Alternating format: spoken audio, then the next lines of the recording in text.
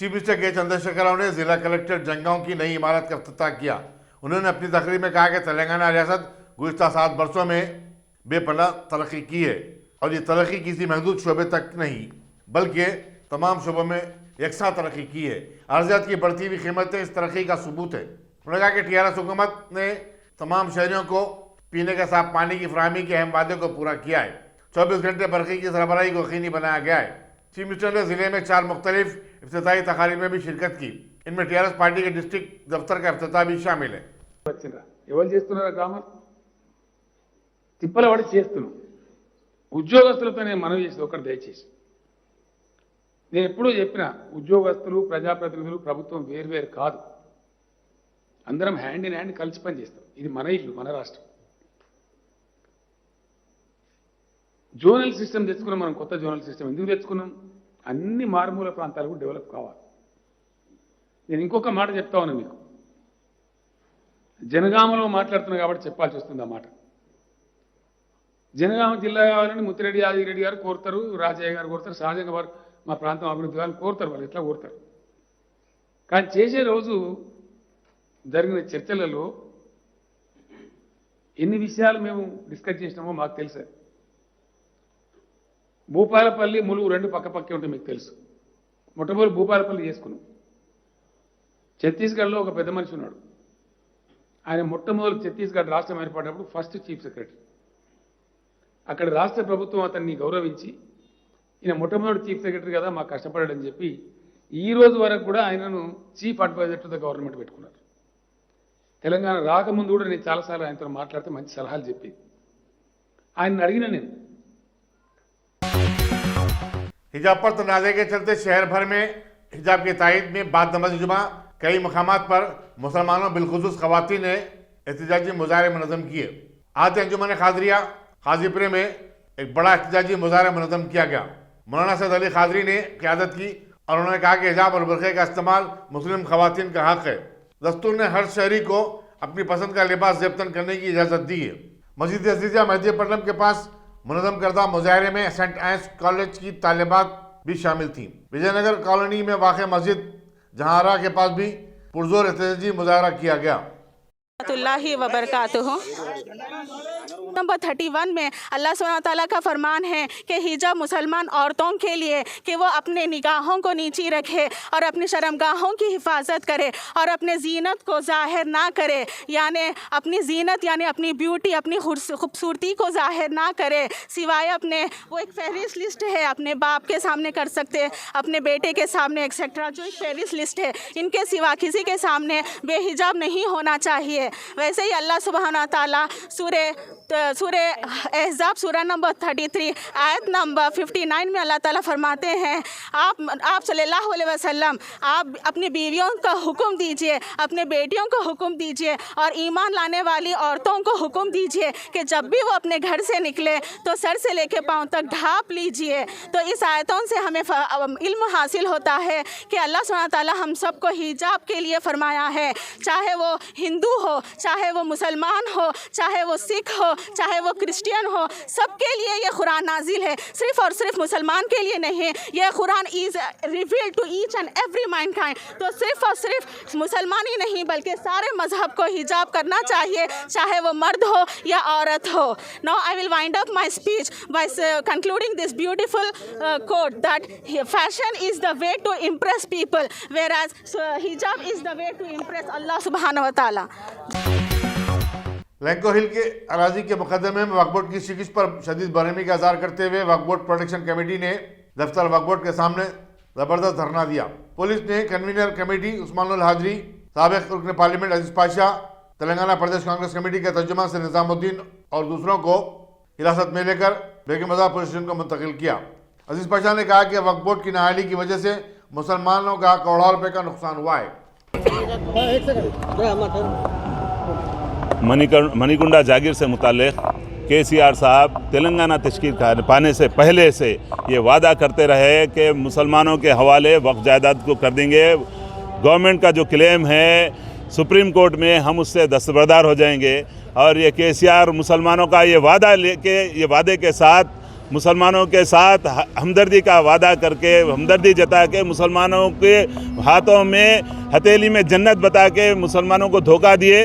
और जो लैंको हिल्स दरगाह हज़रत हुसैन शाह वली रहमतुल्लाह अलैह के जो जायदाद है, जो एक्चुअल जायदाद है 1898 एकड़ है, वो जायदाद को बजाय मुसलमानों के हवाले करने के जो केस वक्फ ट्रिब्यूनल में जीता गया, वक्फ बोर्ड के फेवर में हुआ, जो हाई कोर्ट में जीता गया वक्फ बोर्ड के फेवर में हुआ, और सुप्रीम कोर्ट में इस तरह से फैसला हुआ। याद रखिए, तमाम लोगों को मैं बेदार करना चाहता हूँ। मेरे साथ राशिद खान भाई है, निज़ाम भाई है, हमारे अजीज़ खान पाशा साहब की क़यादत में जनाब अब्बास अली साहब है, अब्दुल खदीर साहब है, उस्मान खान साहब है, और तमाम जहाँ पर हमारे MBT के कायदीन यहाँ पर मौजूद है, TDP के कायदीन मौजूद है, कांग्रेस के तमाम लोग यहाँ पर मौजूद है।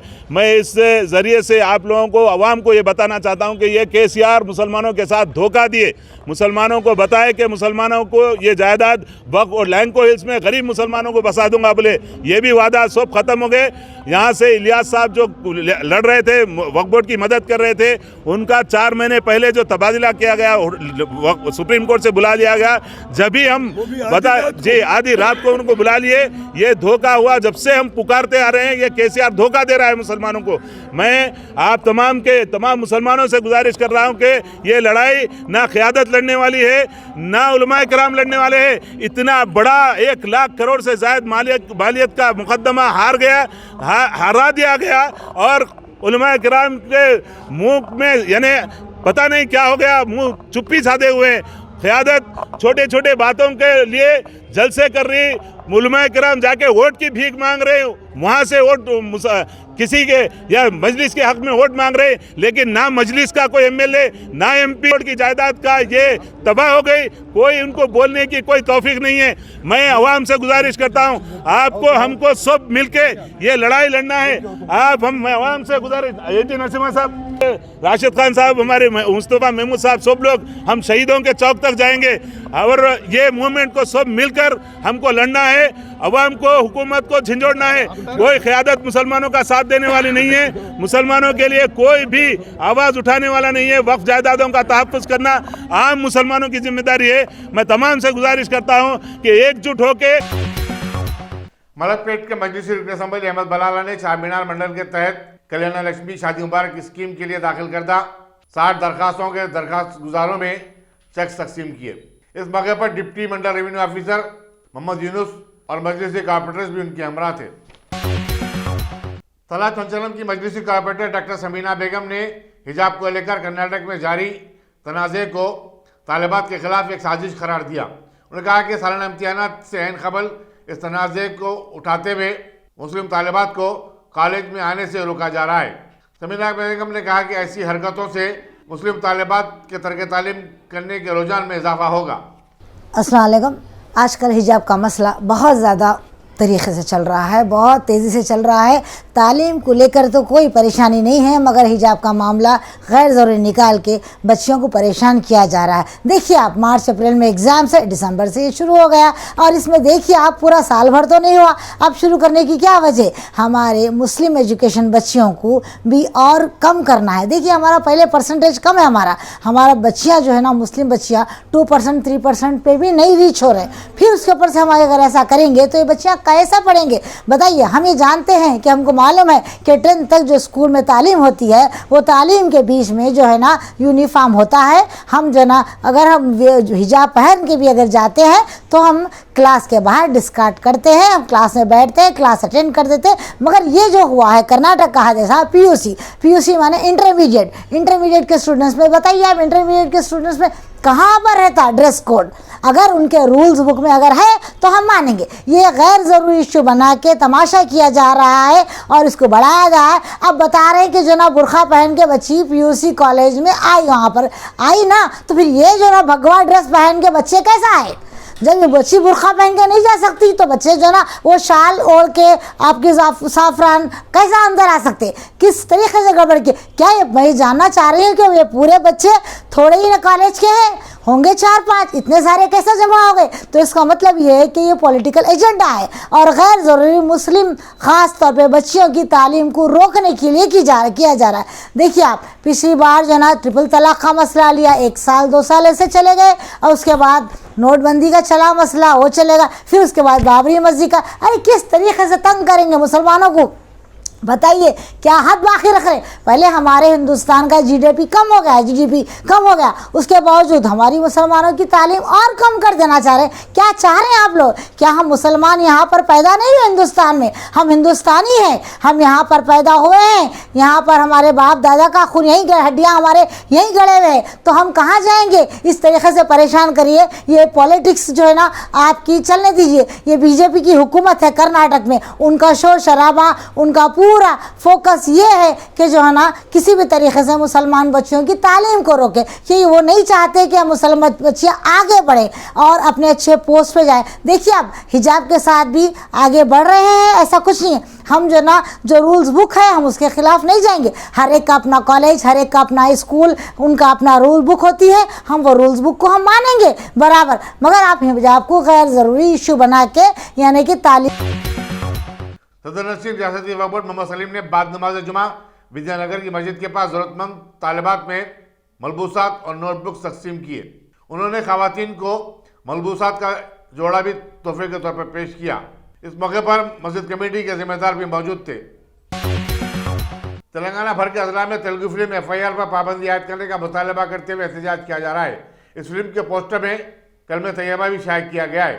तांडुर में शांति महल थिएटर के पास जुमेरात को सैकड़ों मुसलमानों ने जमा होकर इस फिल्म की नुमाइश पर एहतजाज किया और पोस्टर की इशाअत पर मुकदमा दर्ज करने का पुलिस से मुतालबा किया। मुकामी मुसलमानों के एक वफद ने, जिसमें तमाम सियासी जमातों के कायदीन शामिल थे, सुप्रीटेंडेंट पुलिस NK रेड्डी से मुलाकात की।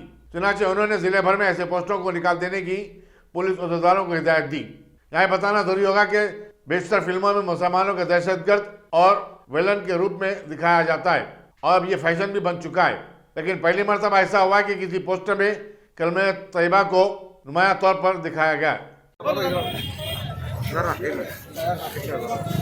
अस्सलाम वालेकुम रहमतुल्लाहि व बरकातहू। 1 घंटा पहले मुझे तांडुर के नौजवानों का फोन आया कि ऐसा FIR बोल के फिल्म का नाम है, जिसके पोस्टर के ऊपर हीरो के बैकग्राउंड के ऊपर कलमे ला इलाहा इल्लल्लाह मुहम्मद रसूलुल्लाह लिखा हुआ है, जिससे तांडुर के सारे नौजवान मुस्तहिल हो गए और जहाँ भी ये पोस्टर लगे पूरे नौजवान वहाँ पर जमा हुए।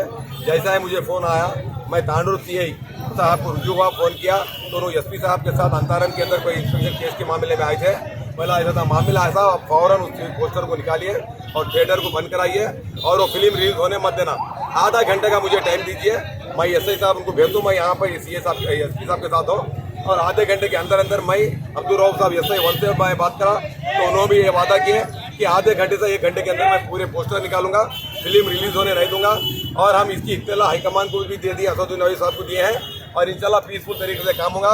हमारे नौजवानों का मकसद जो था कि फिल्म रिलीज नहीं होना, बैनर पोस्टर जितने भी लगाए वो पूरे तांडुर से निकाल देना और वो थिएटर वाले के ऊपर FIR इशू होना और हमारे मुतालिबे वो CI साहब तांडुर, SI साहब, पूरे SP साहब पूरे इस बात को हमारे मान लिया है, उस पर एक्शन लेते बोले। हम नौजवानों से गुजारिश करते हैं कि आप लोगों का शुक्रिया अदा करते हैं, आप हर वक्त हम लोगों को इत्तला दिए, तांडुर के जिम्मेदारों को इत्तला दिए, TRS पार्टी वालों को दिए, मुस्लिम वेलफेयर को दिए, जमीयतुल उलमा हिंद वालों को दिए, MIM वालों को दिया। मैं सारे तांडुर के नौजवानों को शुक्रिया अदा करता हूँ। आप पीसफुल अपने अपने मुकामात अपने अपने घरों को चले जाइए। हम तांडुर को अमन और शांति का मुकाम बनाकर रहेंगे और जब कभी ऐसे कुछ वाक़यात आते हैं आप हम बड़ों से रुझी होइए, हम फौरन इसका एक्शन लेंगे, कानूनी दायरे में रहकर हम काम करेंगे। शुक्रिया, खुदा हाफिज़। पुलिस बंजारा हिल ने खुद को एक सीनियर पुलिस अहदेदार जाहिर करते हुए एक शख्स को डराने और धमकाने वाले retired reserve inspector Kishan Rao को गिरफ्तार कर लिया है। असिस्टेंट कमिश्नर पुलिस बंजारा हिल सुदर्शन ने मीडिया को बताया कि अराजी के तनाज़े को हल करने का वादा करते हुए किशन राव ने करीमनगर के अब्बास नामी शख्स के पास से 39 लाख रुपए लिए थे। काम न होने पर अब्बास ने रकम की वापसी के लिए इसरार किया तो किशन राव ने उसे अपनी एयरगन से डराया और धमकाया। నిన్న ఈ అబ్బాస్ అని కరీంనగర్ వ్యక్తి జూబ్లీస్ పోలీస్ స్టేషన్లో ఒక ల్యాండ్ సంబంధించి కిషన్ రావు సస్పెండెడ్ పోలీస్ అధికారి 39 లక్షల రూపాయలు తీసుకున్నాడు మరియు పరిష్కరించకుండా బెదిరిస్తున్నాడు, చంపుతున్నానని ఫిర్యాదు చేయగా అట్టి ఫిర్యాదును మేము కేసు రిజిస్టర్ చేసి జూబ్లీహిల్స్ ఇన్స్పెక్టర్ రాజశేఖర రెడ్డి ఆధ్వర్యంలో డిఐ రమేష్ ఆధ్వర్యంలో కేసు పరీక్షించి నిన్న అతని ఇంటిపైన ఈ కండెమ్డ్ క్వార్టర్స్ ఇసు కూడా పోలీస్ లైన్లో ఉంటున్నాడని ఇన్ఫర్మేషన్ మీద పోయి చెక్ చేయగా అక్కడ కొన్ని దానికి సంబంధించిన కేసుకు సంబంధించిన డాక్యుమెంట్స్ మరియు అవే కాకుండా వేరే కేసుకు సంబంధించిన documents, air pistols and 4-wheel vehicles ఇవన్నీ సీజ్ చేయడం జరిగింది. తర్వాత ఆయనను విచారించగా తన చేసిన నేరాన్ని కూడా ఒప్పుకున్నాడు. అంటే డబ్బులు కూడా తీసుకుని పరిశీలించలేదని చెప్పాడు. అదే కాకుండా ఆయన కొంతమందికి ఎవరైతే అప్రోచ్ అయ్యారో ఉద్యోగాలు ఇప్పిస్తానని కూడా డబ్బులు తీసుకున్నాడు. ఉద్యోగాలు ఇవ్వలేదు, డబ్బులు కూడా రిటర్న్ చేయలేదు. ఇతని పైన పూర్వం కూడా ఈ జూబ్లీహిల్స్ కేసులో ఒకటి ప్లస్ బాలనగర్లో కేసులు అయినాయి. ఇతనికి కొద్దిగా క్రిమినల్ హిస్టరీ కూడా ఉంది. దానిపైన ఆయన అరెస్ట్ చేసి ఈరోజు కోర్టులో ప్రొడ్యూస్ చేస్తున్నాం.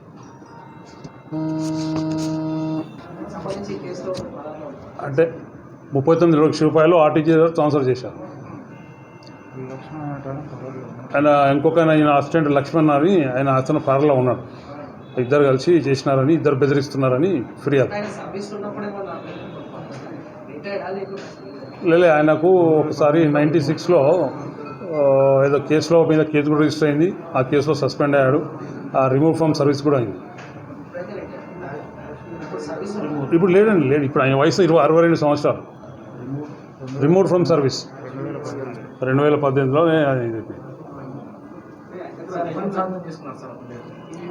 ఇతని దగ్గర 2 ఎయిర్ గన్ అది డమ్మీ పిస్టల్స్, ఎయిర్ గన్స్ ఇవి ప్లస్ అది రద్దు చేయబడ్డ నోట్లు ఉన్నాయి ఇవి 90 అవి తీసేయాలి. 37 విస్కీ బాటిల్స్ ఉన్నాయి, బీర్ బాటిల్స్ ఉన్నాయి. అంతా మీకు ఇచ్చిన దాంట్లో కూడా ఉన్నది. సీజ్ చేయడం జరిగింది. ఇది జనరల్గా ఇవి బయట దొరుకుతాయి. चैतन्यपुरी पुलिस ने कारों के सार्वजनिक की एक बैनूर रियासती टोली को गिरफ्तार करते हुए उनके पास से 84,94,000 रुपये मालियती 5 कारें और 2 2-व्हीलर्स बरामद किए। कमिश्नर पुलिस हत्याकुंडा महेश भगवत ने मीडिया को बताया कि आंध्र प्रदेश के भीमावरम का रहने वाला जी महेश कुमार जिले कृष्णा के शेख मुनव्वर और के साई मदन के साथ मिलकर किराए पर कारें हासिल करता था और फिर वो उसमें लगे हुए GPS सिस्टम को निकालकर गाड़ियों के नंबर भी तब्दील करता और फिर सस्ती कीमत पर लोगों को फरोख्त कर देता था। मलकपेट पुलिस जी महेश को कारों के सरगे के सिलसिले में 2017 में भी गिरफ्तार कर चुकी है। हत्याकुंडा के चैतन्यपुरी पुलिस ने एक ऑर्गेनाइज इंटरस्टेट गैंग का भंडाफोड़ किया है, जिस गैंग के मेंबर जो लोग रेंट पे अपने व्हीकल देते हैं वो व्हीकल की चोरी करते हैं। और ये लोगों का ये पहली बार नहीं है, 2016 से ये लोग यही जॉब में है। इस गैंग जो है, गैंग का जो मुख्य सूत्रधार है उसका नाम है गुड्डाटी महेश नूतन कुमार। ये भीमावरम वेस्ट गोदावरी जिला आंध्र प्रदेश का रहने वाला है। 2016 में इलेक्ट्रिकल इंजीनियरिंग ग्रेजुएशन होने के बाद सबसे पहले यहाँ पे हैदराबाद में मलकपेट पुलिस स्टेशन में उसको मोबाइल थेफ्ट में अरेस्ट किया था। उसके बाद में उसने ये मोडस ऑपरेंडी से व्हीकल चुराना शुरू किया। फिर जो कंपनी जैसे झूम कार हो या बाकी कंपनी जो व्हीकल अपने रेंट में देते, उन लोगों को ये आईडी सबमिट करता।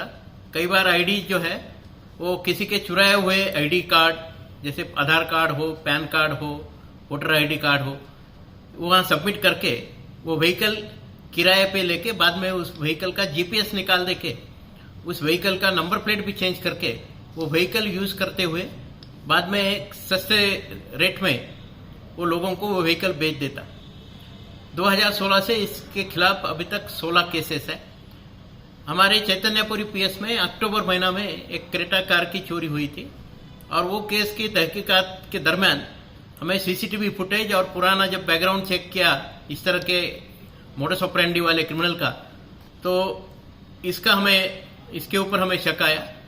तो उसे हिरासत में लेने के बाद ये पूरा अभी केसेस डिटेक्ट हुए हैं उसमें केवल हमारे चैतन्यपुरी का केस नहीं, तो उसके साथ में महाराष्ट्र के मुंबई और पुणे, मुंबई में उसने 1 XUV 500 कार, देन महाराष्ट्र पुणे में Innova Crysta car, Odisha Bhubaneswar में एक XUV 500 कार, चेन्नई पल्लावरम वहाँ पे एक क्रेटा वाइट कलर कार, और माधापुर पुलिस स्टेशन साइबराबाद में एक यामा ड्यूक 200 बाइक, तकरीबन 1 करोड़ रुपए के व्हीकल्स, 5 कार और एक 2 व्हीलर इसने अपने 2 साथियों के साथ मिलके ये चोरी की है।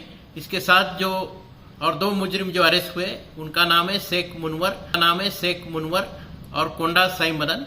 ये दोनों इब्राहिमपट्टनम मंडल कृष्णा डिस्ट्रिक्ट के रहने वाले हैं।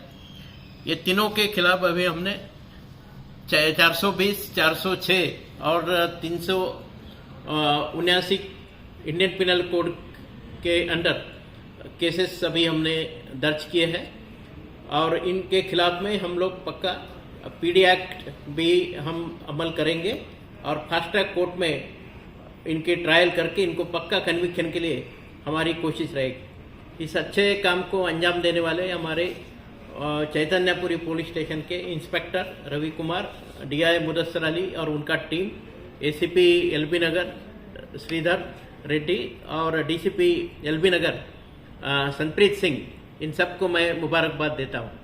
Thank you. मजलिस दावतुल कुरान रैन बाजार में सदर मजलिस और रुकन पार्लियामेंट बैरिस्टर हसन अवैसी की उम्रदराजी के लिए खुसूसी दुआओं का अहतमाम किया गया। याकूतपुरे के मजलिस रुकन असम्बली अहमद पाशा कादरी और दूसरे मजलिस कायदीन के अलावा मुख्तलिफ मदारिस के उफ़ास और अइम्मा साहिबीन ने भी इसमें शिरकत की। हाफिज बुखारी मोहम्मद बाबा मुहिउद्दीन हुसामी की क़िरात कलाम पाक से दुआए इज्तिमा का आगाज़ हुआ। हाफिज बाबा शरफुद्दीन हुसामी ने खुसूसी दुआ की, जबकि मोहम्मद शाहबुद्दीन हुसामी, मोहम्मद कलीम और दूसरों ने इस प्रोग्राम के इनेकाद में बढ़ चढ़ कर हिस्सा लिया। असम्बली हल्के के बल्दी डिवीज़न रैन बाजार इलाके में ये मजलिस दावतुल कुरान की जानिब से आज नक़ीब मिल्लत बैरिस्टर असदुद्दीन ओवैसी साहब सदर मजलिस रुकन पार्लियामेंट की सलामती और दराज़ी उम्र के लिए दुआ की गई, और इससे कबल दुआ से कबल ख़त्म कुरान हुई और काफ़ी तादाद में लोग ख़त्म कुरान की महफिल में शरीक रहे। मौलाना हाफिज़ क़ारी बाबा शरफुद्दीन हुसामी साहब की सरपरस्ती में ये महफिल का अहतमाम किया गया था, और वो नहायत ही पुरअसर दुआ भी की गई नक़ीब मिल्लत की सलामती और दराज़ी उम्र के लिए। जहाँ जहाँ ऐसी दुआ या महफिल हो रही है, लोग हमको बुला रहे हैं, हम उसमें शिरकत करते हैं, क्योंकि हमारा काम ही दुआ करना है।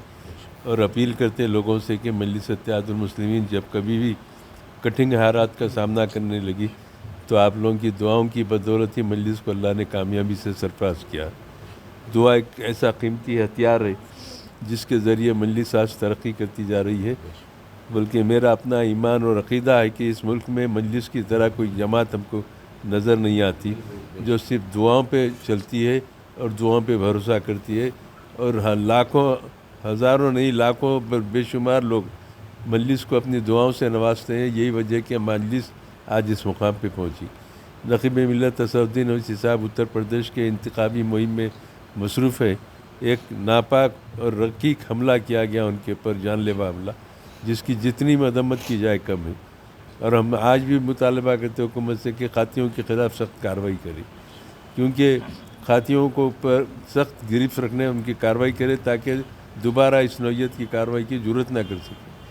अब नक़ीब मिल्लत को हुकूमत की तरफ से जेड सिक्योरिटी का ऑफ़र किया गया, पेशकश किया गया, नक़ीब मिल्लत ने उसको ठुकरा दी। उनका ईमान, उनका अक़ीदा ये है कि मारने वाले से बचाने वाला बेहतर है। जब भी वक्त आएगा कोई रोकेगा नहीं, और जब भी वक्त आएगा उससे पहले कोई मारेगा नहीं। बहरहाल वो अपने बात पे अटल है।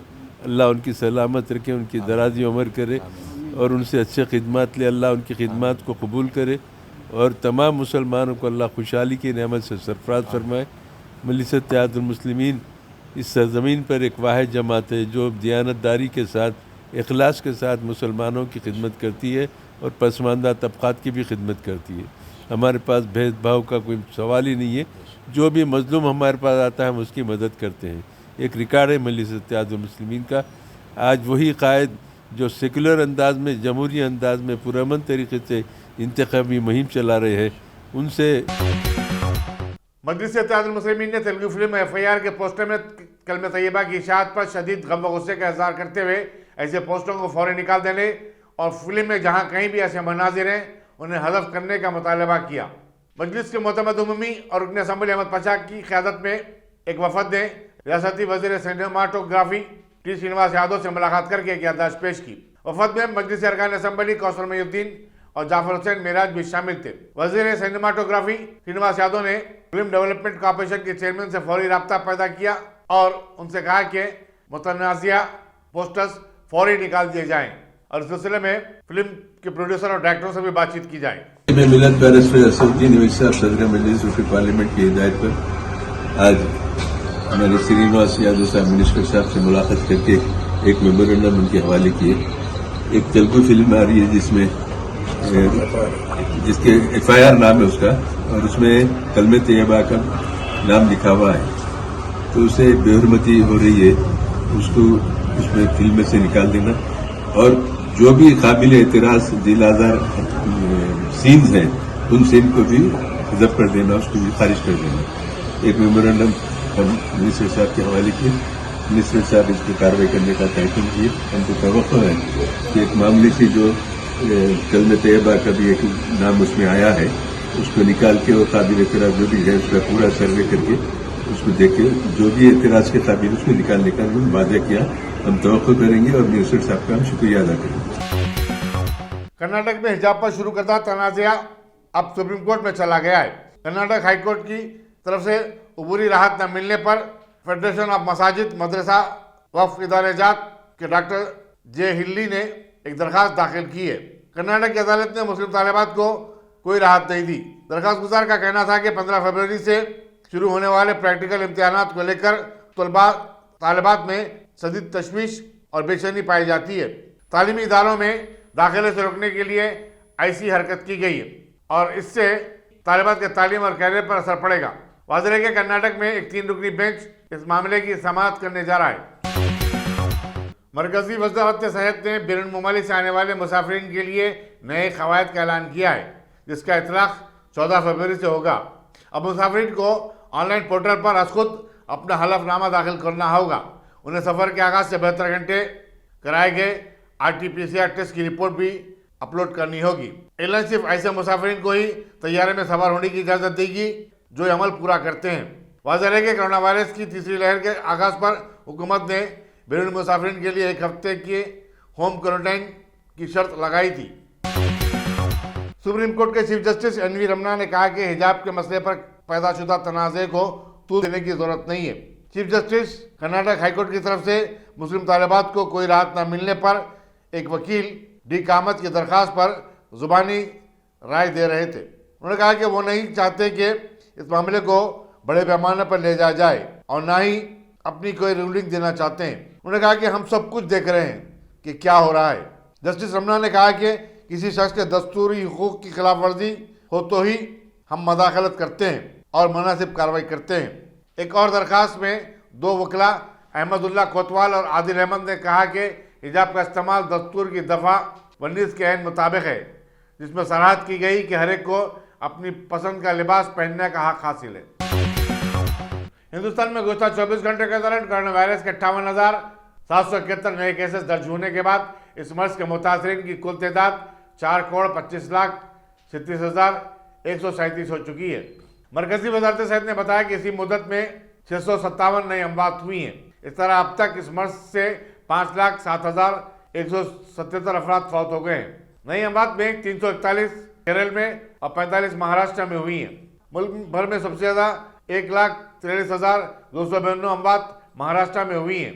इसके बाद 61,134 अमवात के साथ केरला दूसरे नंबर पर आता है। कर्नाटक में 39,554, तमिलनाडु में 37,862, दिल्ली में 26,035, उत्तर प्रदेश में 26,372 और मगरबी बंगाल में 20,938 अमवात रिकॉर्ड में दर्ज की गई हैं।